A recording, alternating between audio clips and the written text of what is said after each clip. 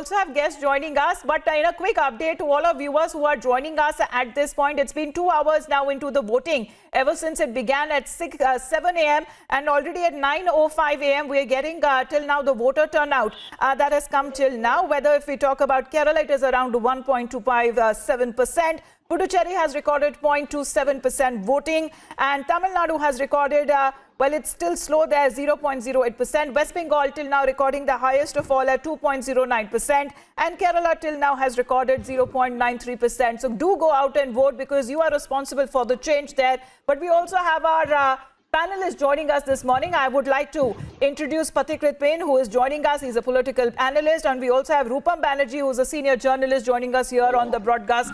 Good morning to both of you. Pathikrit, we are talking about the incident that took place last night in West Bengal. 4 EVMs. We are talking about the electronic voting machines. All of these areas that have been declared as highly sensitive by the Election Commission, and still such kind of incident taking place at a residence of a TMC leader. I mean, where would the accountability lie after all? Well, this is a very high-stake battle, the third phase, and these are primarily in the bastions of TMC, which this time might not be such an easy cakewalk for them. Look, the challenge that Election Commission faces is that even though it is extremely professional, it has been trying to, do the election in the most, professional way possible. We have to understand one fundamental challenge that we have is that all the electoral officers and the polling officers in every booth are primarily state government employees. And I am not doubting anybody's integrity, but sometimes there are these cases which may be an aberration, that somebody is influenced or coerced to do these things. But there are checks and measures, and this is a very, very big lesson that has to be learned, that how can we expect extremely impartial elections when there are instances like this happening, and what can be done to make sure that even the state government repute their employees as polling officers and electoral officers. These kind of incidents, even if it is 0.1% of the number of the entire election process, does not happen, because if this one incident actually cast a very, very big shadow on the entire process, and I'm sure the Election Commission is good enough to take care of it and make sure things like this don't happen. Well, action that has already been taken there, Pathikrit. Let me also introduce Mr. Akhil Ranjan Datta. He is also joining us, Professor, Head of Political Science Department of the Guwahati University.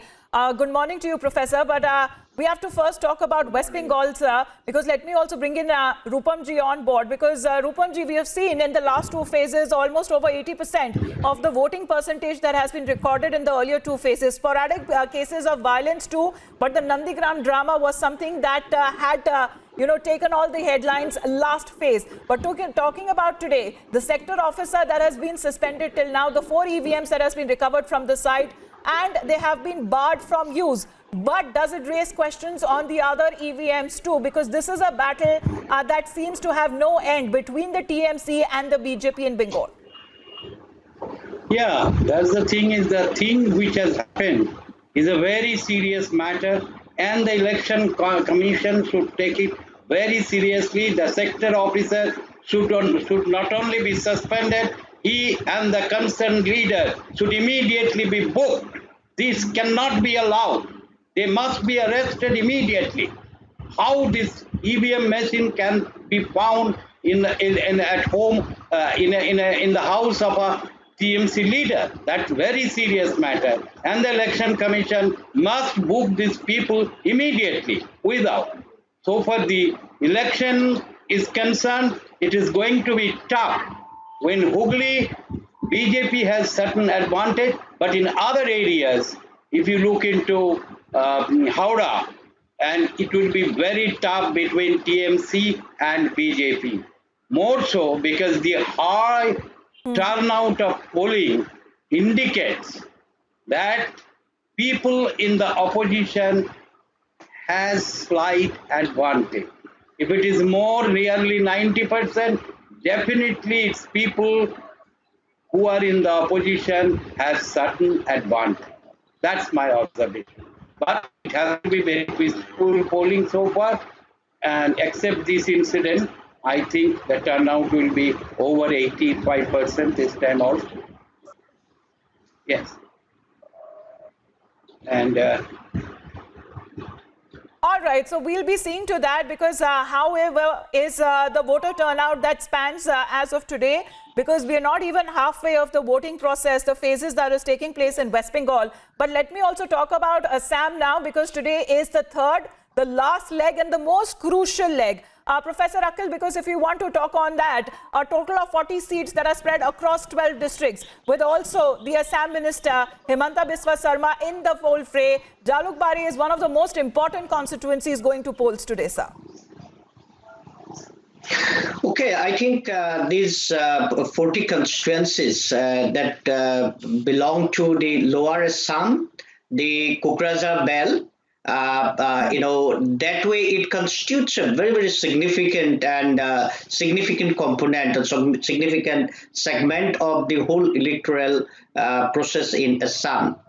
Now, as far as Jalukbari is concerned, Dr. Himanta Biswa Sarma has emerged as one of the very strong leaders. I think he is in an advantageous position. No credible resistance has been, or credible challenge has been built up against him. But as far as the 40 constituencies altogether is concerned, I think it will be a great challenge for the ruling BJP.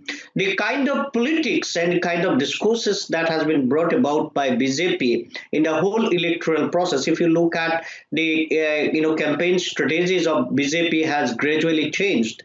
In the very beginning, it was talking about the developmental achievements, the way new schemes have been implemented by BJP, new beneficiaries have been created by BJP, and new medical colleges and hospitals and institutions have been built up. Those were the core talking points in the very beginning of the campaign.